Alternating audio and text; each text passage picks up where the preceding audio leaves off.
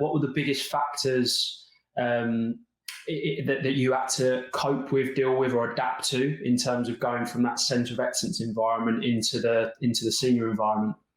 Yeah, I think because you're 16 coming out of the centre of excellence and suddenly you're playing, you were always limited to playing with players that were within 2 years.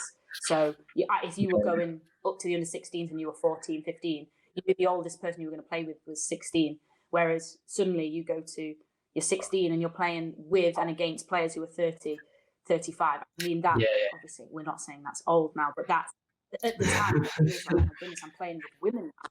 I'm playing with adults. I'm just a kid.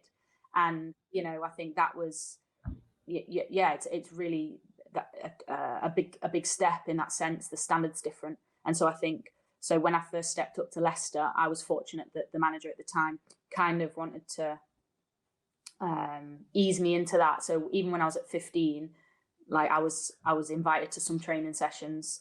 So by the time I got to 16 and was going to play with the reserves and the odd first team appearance, that I was sort of already knew the players, felt a bit comfortable with the team, and also the standard that they demanded, because they're not interested in babysitting anyone. They want to win. So that was obviously great from that point of view. And then moving to Forest, that was a case of just wanting more game time, team rather than reserve level.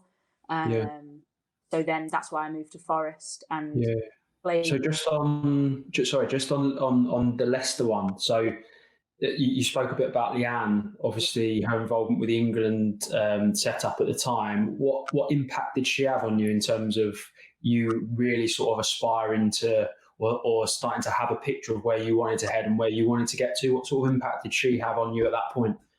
Yeah, I think huge. I don't know if she even realises how hugely she impacted my career. I don't think we've ever really spoken about it.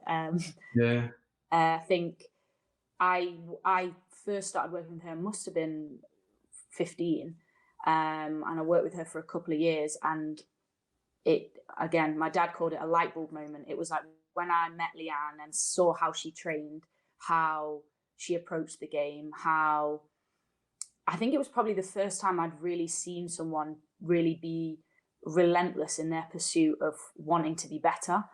And it was the first time I could ever see myself potentially achieving it, in terms of that's a reality for you if you want it, if that makes sense. Before it was all like, you're doing the best you can, where now I'm actually training alongside someone who has been there and done that, and who I see, and I can look at her game and be like, oh, that's great the way she does that. And I can ask her questions as well. And I can say, Leanne, why'd you do that? Or what do you think of that? And, she encouraged me in ways that she probably didn't even realise. And I think that's huge to have that role model in your life at that age. I think it was the first time I've ever had a role model. I think it was brilliant for me and my sister.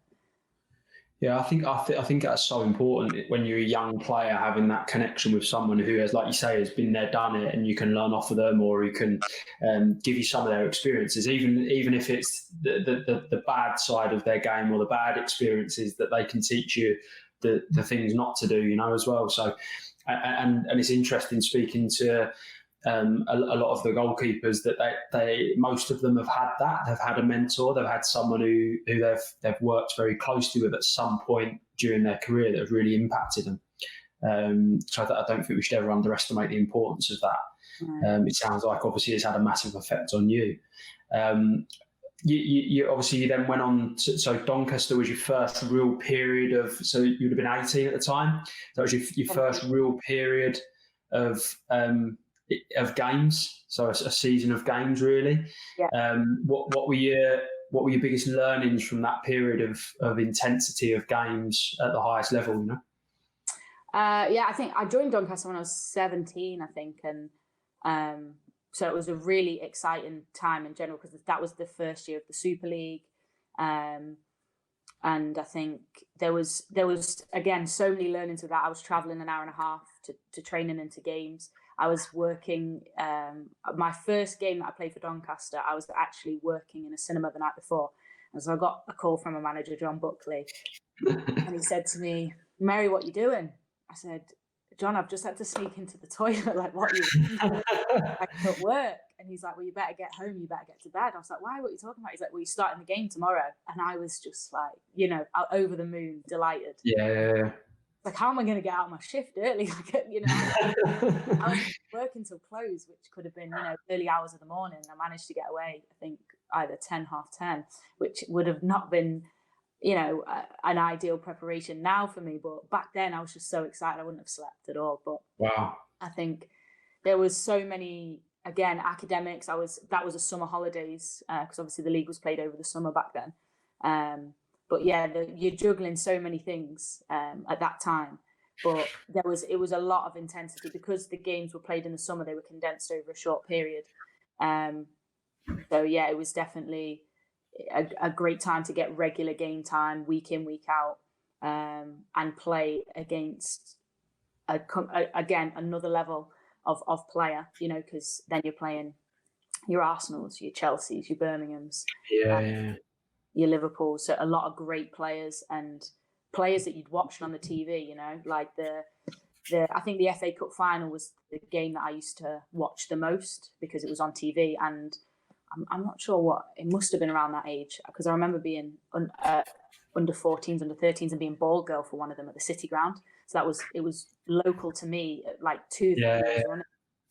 So that was to play then against these players that I'd been like mascot to a couple of years before. Again, surreal just to do that. So, yeah. And I suppose you quickly have to find your way and establish yourself as one of them in terms of how you perform. You can't, although you have that respect for them, you can't sit back and give too much respect when you're actually trying to compete against them. No, so it's a difficult balance to have. Yeah, and I think goalkeeping, there's always like a maturity that you're expected to have regardless of how old you are, because it is quite it's a difficult position to play, obviously the most important on the pitch, but it's that's what we keep telling everyone. Nothing controversial. No, but it's a difficult position to play. You're expected to organize, tell people what to do at the age of 17. It can be quite daunting if you let it, you know. And as you say, you've got to have respect for people and respect for the international players that I was playing against. Of course, I'm thinking, wow, they're a good player, but you have to be able to hold your own and compete against these people. You want to win the game, so you can't be timid or shy. You have to be commanding. And as a young player, I think that can be quite difficult. You know, that balance. How did you deal with that? How did I do that? How did you deal with that? I think, did it come natural to you, or I don't know if it did come natural to me, to be honest. I think it's always interesting to see how other people perceive you, if that makes sense. And I think as a kid, I'll be really open and honest. I think people had this thing that I was really, they always knew that I wanted to win. They always knew that I would do I'm a hard worker and I'll do whatever it takes to win, whether that's in training or in a game, or I don't know, you know, walking down the street. I'm like, if there's someone on my back shoulder, I'm wanting to get to the next lamp. But I think I always thought I just turned up and would do my job. I didn't want to bother anyone. You know, I wasn't necessarily bothered about being liked. I didn't desperately want to be liked, but I wanted people to respect what I brought to the team and see the value. And I'd never want to be like, you know, wanting attention or look at me or anything like that. I kind of just wanted to go under the radar and do my job. I think that would be the best way to describe it. But when I talk to players, or when, you know, people who are my teammates now who I've played with over the years, you know, people used to think that I was really selfish and just only interested in themselves. And I feel like when I started to hear that, I mean, a few years later, that was really interesting to be like, that's actually not my game at all. Like, that's never your intention. No, like, I really want to do my job so I can help you do yours. And I just want to do what is best for the team. So if I'm like giving you information as a goalkeeper, it's just because that's what is going to help you do your job better, so we as a team can do better. That was really interesting. Like a few years later, I mean, you know, as I was growing up and maturing, but because at the time it all sometimes felt like I was a bit of an outsider, that, you know, and maybe it was because, you know, I had school and I was always rushing from one thing to the next and going to you know, as I went down, you know. So I was very much like, right, I've got 2 hours to get this training session in. I'm going to give it everything, boom. And I've got to go home. I've got to get this essay done, whatever. So maybe it was because I was always thinking about, right, what's the next thing? What's the next thing? I don't know, but I think that was definitely growing up. I think I always felt a bit of an outsider and just there to do my job. Whereas now I feel more like I've tried to become more part of the team, because as a goalkeeper you get taken off to the side quite a lot, and that I guess suited my personality a bit. I wanted to go under the radar. I didn't want to be fussed on. I don't want to be a problem. I just want to do my job and work hard. There's a real value in being part of the team and building relationships with people, because you can have really great honest conversations with people about what they need from you. That was probably, sounds really stupid, but maybe when I was about 23, 24, I started asking this question: what can I do for you? What do you need from me to help you do your job better? And that was really the best question I ever asked anyone. And when I started to understand how other people worked, I felt a lot more a part of it. And yeah, that was probably, I know that that's a brilliant, I think that's a brilliant message. And I think it's something that we try to push on the international stage, but I think it's a message that we need to push out further into clubs. And I know a lot of people work in this way anyway, but it is a team game, and I think long gone are the days where the goalkeeper just goes off and does their own thing and comes in and doesn't have the interaction. And I think that being connected to the team, like you spoke about, is so important. And the questions that you said suddenly you start to ask of your teammates in terms of finding out what they want, then finding out what your actions mean and your intentions actually are, bring you a lot closer as teammates. Yeah. And actually, when you go on the pitch, you're then fighting for each other, which is what you need to be doing. Yeah. So I think that little bit that you just said, I mean, the honesty is fantastic. And I mean, the messaging, I hope people watching really take that on board and sort of go, do you know what, that's what we need to be doing. The importance of actually interacting with our teammates, getting to know who my centre back is, getting a connection with the centre forward in terms of when we got the ball and we're distributing, and or what type of runs do they make, what kind of range have I got of a goalkeeper to be able to find them, so strengths and weaknesses to support each other. So brilliant message. So in terms of your club, then you go on to Coventry City for a brief period on loan, and then move on to Birmingham. And obviously Birmingham was then your first exposure to Champions League. Yeah. So be fascinating to hear a little bit about what that felt like, being on the biggest stage that you could be on in club football. What did you experience? How did it affect you? How did it inspire you? Yeah. A training block, I guess, to transition from season to season. So summer to summer, train with Coventry through the winter and get goalkeeper coaching, which was really helpful to keep ticking over. And then Birmingham, again, another level up. It was just me trying to improve and push myself to another level.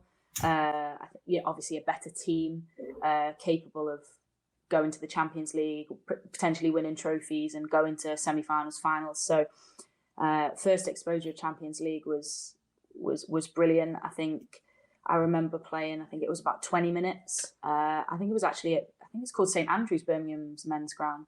And so it was really, the pitch was amazing, was my point. It was a really lovely evening, floodlit. And I just think it was, when you have those moments of, I've worked so hard, and now the reward of another towards your dream, if you like, which is obviously playing at the highest level, playing for your country, playing Champions League, winning trophies, playing in the top division.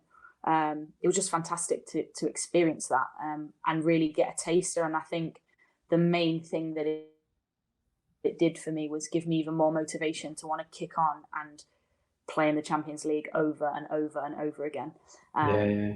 So I think that was the thing. It's interesting listening to you talking about, and you said it in some of the other clubs you've involved in, the experience you've had, how they've shaped you in terms of going forward and your vision for what you want to become. Really, really fascinating. And then you go on to Bristol and to Reading, where you have a real, probably intense period of your career. Playing lots of games back to back, getting exposed again at the highest level. What during that period did you learn most? So what did it teach you about yourself and about the game? I learned so much during that time. I think Bristol was the first time I really got as close to full-time professional football that I could get to. I was still studying. I was in the middle of a 4-year business degree at Loughborough, but when I moved to Bristol, that was my 3rd year. So that was it's a sandwich degree. So I was spending a year in industry. So I was able to do an internship in Bristol whilst playing football at Bristol. So it tied them in really nice. And what it meant was that for the first time I could train during the day and be as focused on football as I could possibly be. I didn't have to work, loads of hours. I didn't have huge amounts of academic commitments until the dissertation at the end of the year. So I could really focus all my energy pretty much on being the best footballer and athlete, teammate, player that I could be. So that was a real important part of my career. I got regular goalkeeper coaching for the first time in my career. Like I'm talking, every day or, however often have goalkeeper coaching, which I'd never experienced before. Probably prior to that, I'd get it maybe 2-3 times a week. So that was huge. Obviously playing in the WSL again, I think I played every single game bar one for 2 years. So that was a brilliant period of time to build my experience and exposure to different footballing scenarios. Because that's a lot of what goalkeeping is. It's split-second decisions. It's do you feel familiar in this situation? How do you solve this problem? What's your decision? What do you do in this moment? So that was a really important period of time. And then obviously Champions League as well, getting to the quarterfinals of the Champions League and playing against Barcelona, beating Barcelona, and then playing against Frankfurt, which again, you're talking about how different things shaped me. That was the first time that I knew I wanted to. No, we spoke about that quite a bit, haven't we? Yeah. How that shaped you. Yeah, when I seen the style of play, the players they had, the way they dominated both legs was just incredible. I thought, yes, this was another light bulb moment for me where I was like, I really want to experience that. And so the 2 years at Bristol were hugely important. And then I moved on to Reading. So Reading was the final year of my degree. So that first part of I think it was the first half of the season was a complete madness, to put it bluntly, because I had exams, assignments coming out of my ears, and then also playing games of a weekend, which was just I don't know how it got done, but it got done. And then obviously graduated, which was brilliant. And then again I may be fortunate. I know I didn't have the same problems as a lot of the people on my course who were searching for jobs. Didn't have to do that, and I could walk straight into football. I literally, so me and my brother actually graduated on the same day. Wow. Okay. So I was given the day off training. Thank you very much for allowing me that. I bet you didn't want to not train though. You would have still trained if you could. I would have still been in the gym probably at that point. But I fortunately got the day off training. And I graduated, I think it was 10:30 in the morning at Loughborough, and my brother was graduating at 2:30 in Canterbury. So I literally, this is a true story. Wow. I walked I walked on the stage. I said to the person behind me, don't follow me because I'm going straight to the fire exit because I'm going to my brother's graduation. I literally walked on the stage, got the certificate, walked off the stage, walked straight out the fire exit. Me and my dad got in the car, drove 3.5 hours straight down to Canterbury, ran to the, he had it in this big church cathedral thing. Yeah. I'm probably doing someone a disservice there. It's probably like Canterbury Cathedral. Canterbury Cathedral. I was just thinking that. And literally we got in and we sat down next to my mum and my sister, and they were like, he's literally just been on stage. So we missed him. But oh, no. Yeah. And we all had a big... It's the thought that counts. Yeah, well, and the 3.5 hour drive. And the effort.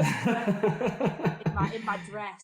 And but yeah, and then we had a big family meal to celebrate down in Canterbury, and that was really nice. And then I got up really early the next morning and went straight to training with Reading. And that was it. That was kind of the start of my professional, like really truly professional career, where I didn't do anything on the outside of it in terms of academics or working. I don't think people realise how from obviously the female game is having the opportunity to have a dual career, and keeping your options open, and the sacrifices that you have to make along the way, not just in terms of sacrifices on your educational courses, but also the sacrifice that then you have to make from your professional football point of view as well. And it's a real balancing act to make sure that you give yourself the best opportunity going forwards. Yeah, it's really hard to juggle the two, especially towards the end, because at the beginning the game wasn't so professional anyway. So you're training 2-3 times a week, game on a Sunday, and you're training in the evenings. So I would be training, like when I was at Birmingham, I think I would get there for about 7:30, and we train 8 till 10. So yeah, I'd get back quite late. I wouldn't get back till 11, 11:30. And then I just have to compete with the rush hour traffic on the way in. But that wasn't too bad. But when the game's starting to get more and more professional, and obviously you want to be the best athlete you can be, the best player, and you're also competing to not only make the squad for your club, but also internationally. And you don't want to miss out on a training session. You don't want to miss out on a camp or a game because you've got exams or an assignment, or even just being like 5% less of yourself because you're thinking about something else. You want to give absolutely everything you can, but your sacrifice, you can't. Like in my final year, there was absolutely no way I could sleep for more than probably 5 hours and do the reading I needed to do and do the training I needed to do and attend lectures and my club training and travel to those, because Loughborough to Bristol was a 3-hour drive. There's just absolutely no way I could do it all without sacrificing sleep. And people will say the best form of recovery is sleep, but something's got, and we're not even talking about defense. Like you're talking about actually giving everything to the games. When graduating, I was so glad I did the course, and I think probably young players today have a completely different decision with that, because the game is in a much different place to what it was when I was in that position.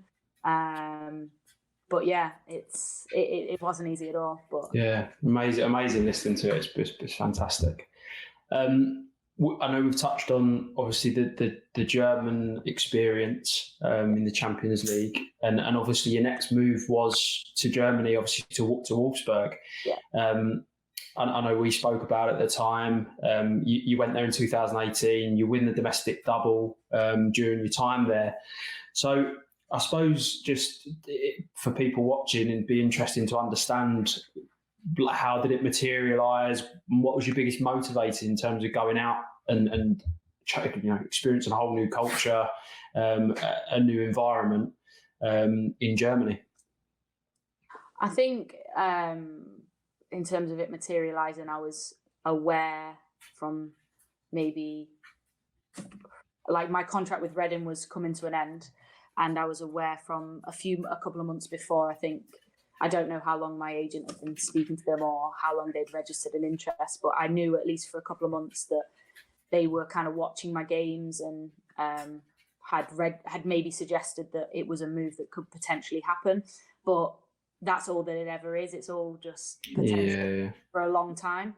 And I was always very clear, like, to my agent, and I just said, like, I'm very much focused on what I'm doing right now. Of course, he knew that, and, you know, as my parents did, and probably family, friends, anyone who's, you know, ever known kind of my journey, they've known that I've wanted to play in Germany for a few years. And when it actually became a potential reality, I did seriously consider it, because it was a huge part of my dream. And yeah, it came about and ended up happening. And I was just so incredibly grateful that, and flattered that it even happened, I guess. Because, you know, the best team in Germany, one of the best teams in the world, like, they just played. Like, they had some of the best players in the world playing with and against those players in high level games, with probably a new number, like thousands of fans, which was a completely new experience as well. But it was very much like the seed had been planted for me to play in Germany when we played Frankfurt in the Champions League for Bristol. That was a big thing for me. And then the opportunity arose, and the best team in Germany comes knocking on your door. You do seriously consider it, and went there, played with and trained with on a daily basis some of the best players in the world, who have now moved to Lyon and Chelsea. Obviously they've spread out now. Opportunity to win trophies and to try and develop myself, to take my personal game to the next level, experience a completely different culture, language, obviously from a personal point of view, push myself out my comfort. But also from a technical point of view, they have a different approach, a different style to the game. And I really wanted to get involved with that. And the goalkeeper there, Almut Schul, who obviously has gone off and had a couple of kids now. So, but at the time was very much on top of her game, and I consider her to be one of the best in the world. And I think to learn from her again on a daily basis, and challenge myself and go toe to toe with these type of players was just, it was brilliant. I think it's the best thing I ever did, to take that leap, to go for it. I kind of knew it was always going to be for a short period of time, because I've always moved because I've wanted to play games week in, week out, and if ever I've moved before, it's been for that purpose. So this was different. I knew I wasn't going to play as regularly. I knew I was going to be topping up my games with the under 23 side, but I knew it wasn't going to be a long-term thing, because that's just not how I am as a person. I think, but for a development purpose, also for your own life experience, to move to a different country, it was fantastic, and I've got memories I will never ever forget. It was a life-changing year. I would say life-changing. Yeah, that's brilliant. I think there'll be other players that are perhaps considering or have the opportunity to do it. And what would your message be to them? I mean, I'm obviously biased, because I did it and I loved it. And you had a good experience. I had a great experience, and I think definitely carefully consider it. I think that you have to be prepared mentally. It is not an easy thing to do. It's not. I know some people think, you mentioned earlier the call, the highs and lows of the game, and people probably think they see things on social media and they think life's wonderful and perfect. It's all good and rainbows. It's difficult, and you have hard moments. Like moving to a different country, to a different land. I didn't speak a word of German, and I mean that genuinely. Before I went, it was a completely different culture, a completely different style of living. It sounds so simple, of like the shops are all shut on a Sunday, or they all close at 8:00, and we're used to 24-hour Tesco's, and the way that they do things and the way that they approach things is completely different, and you have to have a certain mentality to not only, it's not about surviving, you know, you want to maximize that opportunity. So you have to adapt. Yeah, but go with an open mind and absorb and learn as much as you possibly can, because if you get opportunities like that are really, you really do feel that opportunity suits you, that doesn't come around the corner every day. And ultimately, it's an opportunity for you to learn and better yourself as a player, but also as a person, because especially as a goalkeeper, I think it's you need to have more than just playing experience. You know, you need to have a certain amount of life experience. You need to be able to communicate and find a way to communicate with different people and build relationships with those people, because you are isolated for most of the game, but also you know, training and the way or analysis, or, you know, you're not directly involved in everything as maybe a centre midfielder would be. So your mentality has to be spot on. Yeah, no, great. I think there's some key messages in there for people and some key learnings which would benefit them. So thanks for that. Let's go to the current day then. So you come back to England, join Manchester United 2019. How has your time been at the club so far? Yeah, it's been good. I think we obviously had a pretty good first season, I think, in fairness. I think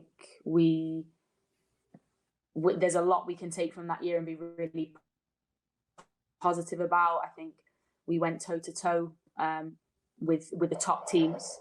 I think we can definitely learn and be better in other areas. I think that was probably our biggest thing. We did really well against the top teams and then let our standards slip as individuals and as a collective as well at certain points, and maybe we didn't take points where we were expected to and took points where we weren't expected to. So I think this year is about kicking on from there. And I think, you know, Manchester United is a huge club with a huge vision, and I think it wants to be a big dog in women's football for a long time. So it's exciting to be part of that, really. And I'm hoping for another successful year this year and edging towards Champions League for sure in the coming years. Yeah. Are they the aspirations for obviously for the team and for yourself?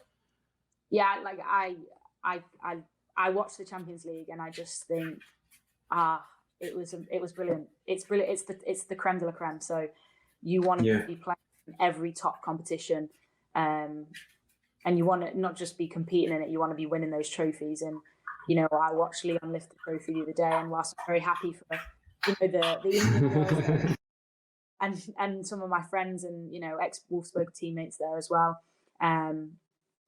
So I look at those and I'm so happy for them, but I'm also thinking, I do fancy lifting that trophy one day. So that was one of the main reasons I joined the club.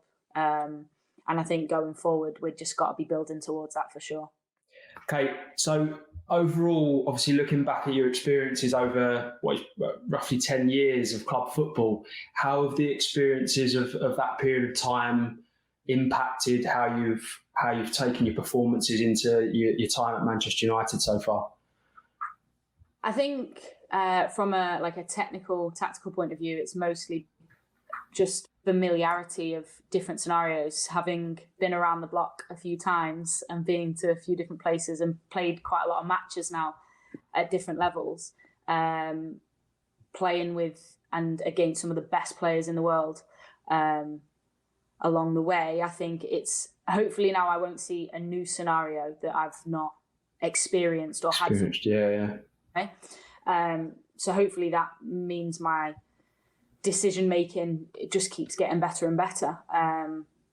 That's obviously the plan anyway. It's not going to go perfectly all the time, and that's fine. But I think of course, I'm always wanting to learn, but hopefully now I've got a really good foundation for making the most optimal decision, being as efficient, as effective as I can. And I think, but out with that, I would say it's mostly just about trying to maximize my own performance and doing things which suit me and the way I am and the way I am as a person, the way I am a player, and what is going to get the best out of me so that I can help the team be the best it can be. And that sounds really generic and vague, but I think over the years you kind of, and you still are to a certain extent, experimenting with, okay, it's like, okay, how much caffeine do I need, or how much sleep do I need, or go for a walk on a game day, or whatever it is. Like, what fine detail. Exactly, what is going to and make sure that I can perform come Sunday when I cross the white line. I'm giving the absolute best of myself, so that ultimately I deliver, so that I can help the team, and I can help the players around me do the job to the best of their ability. And that sometimes isn't, you don't need to do anything. It's sacrifice. Maybe you feel like, right, well, I really need to speak up and say something in this moment, but actually it's more helpful if you don't say something. And there's no right and wrong. It's just, I think that's what experience brings. It's like a sense for a moment. So hopefully that's kind of what I'm going to bring. And I think for me, I just want to perform. Like that I just really want to just do my best, give the best version of myself and take myself to the absolute max of my potential and give it everything. And if I fall short, I can live with that as long as I've given it my absolute all. And I suppose similar to your message that you're talking about, the impact that Leanne Hall had on you, now the level of experience and exposure you've got, the goalkeepers around you, younger goalkeepers, younger players around you will be looking up to you in a similar way. So I suppose your responsibility to support them and inspire them is as it was for you. I mean, it's mad to even think that. I think there was a new goalkeeper who came to United this summer, and she trained with us for a little bit over pre-season, and she was actually a ball girl for me at Bristol, and she showed me that and now she's training along. You know what I mean? And I know how things come back around, but you're right. I absolutely, don't get it twisted, want to win every trophy and let's be very clear on that. I want to be the best that I can possibly be, but there's also and moments that are bigger than that, and it's fun to have those moments. I don't know if that really translates on the camera well, or if the point I'm trying to make comes across. But no, it does. Those moments that you have to be like, sometimes it's okay to just be like, look how far you've come. It might not be where you want to be. You might be disappointed with the performance of a weekend, but ultimately, like, I get to do this as my full-time job. I love it, and that can be enough. And it's like taking pride and enjoyment in the really small things and being grateful. And I think that's, again, my mum's gonna see this and go, "Oh, you're so philosophical," but I'm not trying to be philosophical or anything like that. No. It's being happy with small things and taking pride and giving it your best, and enjoying everything as you can, because there are definitely, no matter what people say, there are more lows than highs in this game, and you need to find joy and happiness in the small wins, because if you don't, you're beating yourself up about everything that you didn't catch and every kick you did wrong and every that you didn't make and every game that you didn't win, and life's bigger than that. So they're wise words. And now I'm older now. Experienced. Cheers, I nearly choked on my own tongue as I So when obviously, I know we've touched on goalkeeper coaching along the way, and you currently work at United with Ian Wilcox, your goalkeeper coach, who's had a big impact on you. Obviously, you will have worked with a lot of goalkeeper coaches along the way. In the early days, probably not so much, but it's gradually increased, and I suppose the more specialist support you've got, and the more it would have helped you within your journey and your games. What are the biggest qualities that you look for in a goalkeeper coach in terms of supporting you and helping you along? I think the biggest thing is to be approachable, but honest. Yeah. Be honest, demand more, be critical. But honest also means giving that positive feedback when it's needed. Because I think me as an individual, I'm always looking at what I could have done better. Yeah. And I think naturally, whenever I receive something constructive, which is you need to do this better, usually it's never really a surprise, because I've usually a few times over and in a much more aggressive and negative way delivered to me from a coach. But I think for me, it's always important to get that positive feedback as well. But there has to be a balance, because I've worked with coaches who are so positive that it's patronizing, and I'm actually correcting. No, that is not good enough. But then I've also worked with coaches who are so critical that it's suffocating. So I think definitely a balance of the two. Yeah. And being so that's where the honesty comes in. The approach more for like, if I have questions, I want to be able to fire out a question without feeling like I'm intruding on the session. Being judged. And it a really stupid question, and we can laugh about it, and that's fine. I can take it on the chin. But to be approachable, or to be actually, didn't feel comfortable with this, and this is how I was feeling. Being able for me to express myself, and giving me a platform to be honest with you, is just as important as you being honest with me. For learning, but also to have the best relationship that you can. Oh, I thought of one more thing. To always to feel like, whenever you work with a goalkeeper coach who you feel like has your best interest at heart and is in your corner no matter what, whether things are going well or not, whether you've had a bad game, it's never that bad. You can always, if you've had a good game, you can always do better. And if you've had a bad game, well, then there's always tomorrow to put it right. Who's in your corner, like championing you, that is the gold. That is the gold star standard. Like, to feel like I can be really open and honest with you, and you're going to have my back. You're going to challenge me, but you're going to have my back and push me through, because you want to see me win.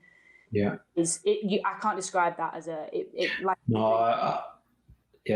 think they're great things for goalkeeper coaches who are watching to hear. I think, and everyone will be slightly different about what they want from their goalkeeper coach, but I think you've put it across in a really clear way.